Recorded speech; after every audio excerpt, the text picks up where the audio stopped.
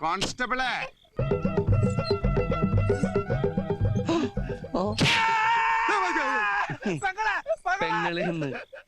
എടാ തെണ്ടി, തലക്ക് വെളിവില്ലാത്ത ഒരേ ഒരു പെങ്ങളല്ലാടാ നിനക്കുള്ളൂ.